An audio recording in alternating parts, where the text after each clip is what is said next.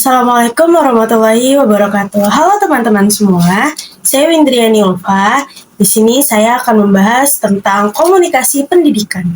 Nah, ternyata dalam dunia pendidikan itu yang penting gak hanya kurikulumnya, gak hanya tentang materi pembelajarannya, tapi juga ada komunikasi di dalamnya. Komunikasi yang seperti apa ya yang diperlukan dalam dunia pendidikan? Yuk kita bahas! Dilansir dari definisinya, komunikasi sendiri adalah penyampaian pesan atau gagasan ataupun ide kepada pihak kedua. Jadi komunikasi ini dua arah menurut definisinya.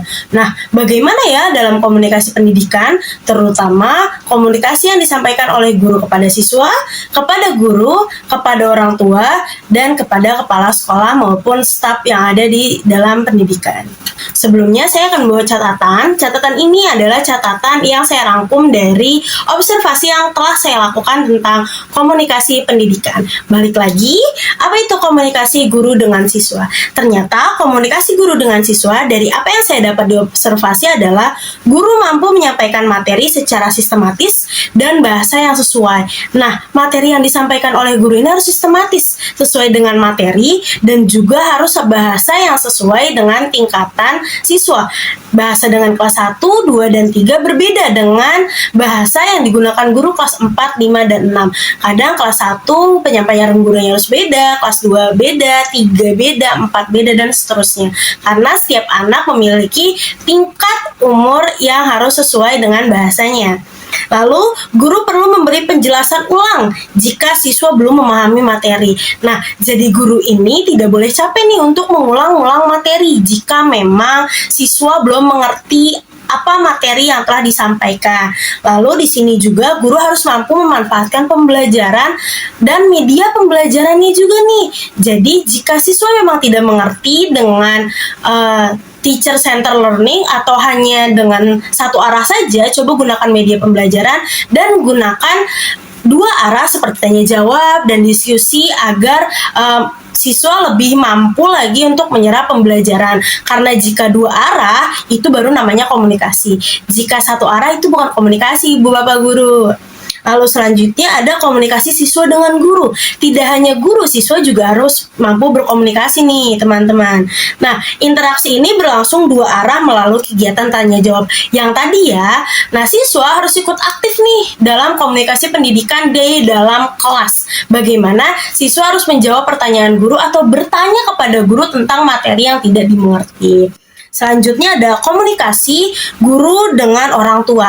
Nah, komunikasi ini agak krusial teman-teman semua. Ternyata komunikasi di sini terkadang ada beberapa miskomunikasi antara guru dan orang tua. Seperti anak yang berantem di sekolah, akan ada miskonsepsi atau miskomunikasi nih. Seperti orang tua yang nanti marah, oh anaknya begini, padahal anaknya duluan ya yang kadang agak rese gitu. Nah, komunikasi di sini adalah harus dilakukan rutin, terbuka, dan profesional. Itu perlu banget. Jadi mengenai pengembangan akademik dan perilaku siswa di sekolah itu perlu sekali dikomunikasikan secara terbuka kepada orang tua. Bagaimanapun anak di sekolah harus dikomunikasikan kepada orang tua. Memang agak rumit ya, tapi itulah yang harus terjadi. Karena jika ada kesalahpahaman, itu akan membuat semuanya lebih panjang lagi komunikasinya.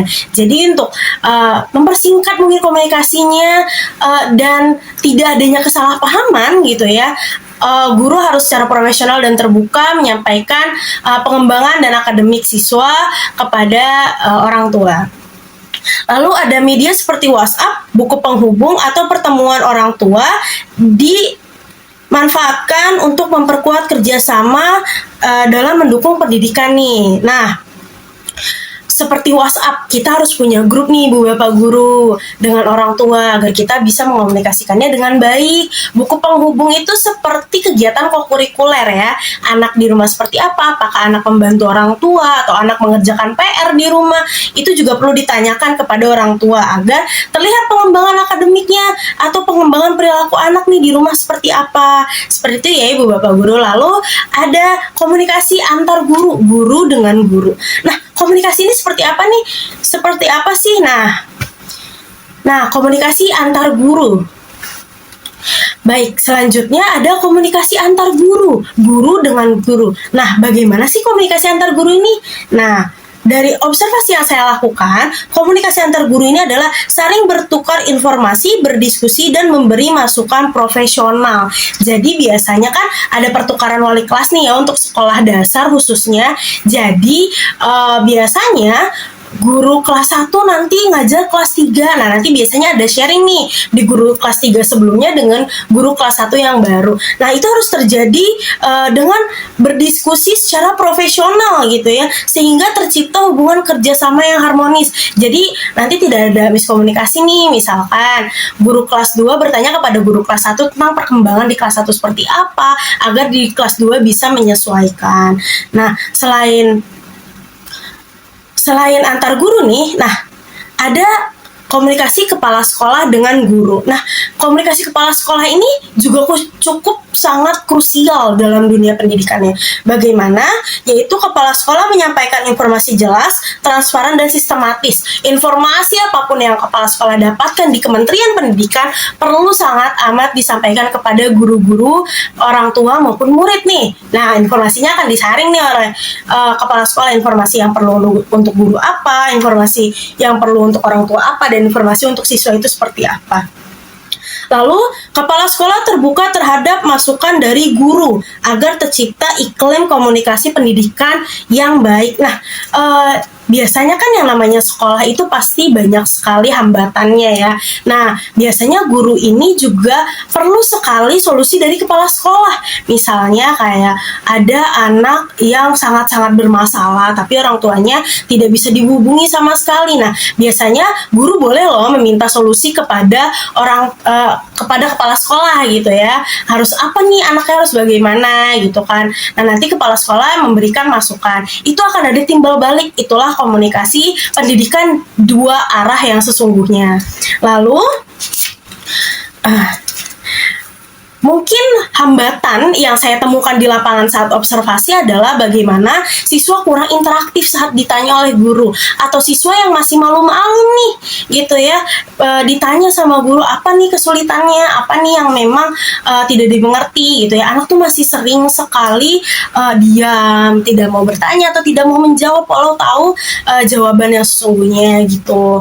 Nah, mungkin solusinya adalah guru harus lebih interaktif lagi nih, menggunakan media pembelajaran, komunikasinya diperbaiki lagi, apalagi di dalam ranah sekolah dasar gitu ya, anak-anak yang masih kecil-kecil, masih baru dalam dunia pendidikan gitu lah. Jadi guru harus lebih berinteraktif lagi.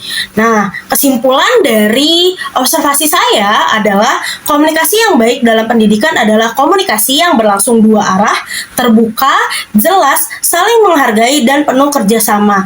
Nah, komunikasi seperti inilah yang akan nanti membangun hubungan guru, siswa, orang tua, kepala sekolah menjadi lebih harmonis lagi, sehingga proses pembelajaran dapat berjalan lebih efektif dan tujuan pembelajaran juga lebih mudah tercapai untuk anak. Begitu saja dari observasi komunikasi pendidikan yang saya dapatkan.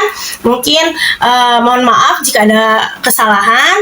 Jadikan ini sebuah pembelajaran untuk kita, apalagi untuk Bapak, Ibu, dan Guru.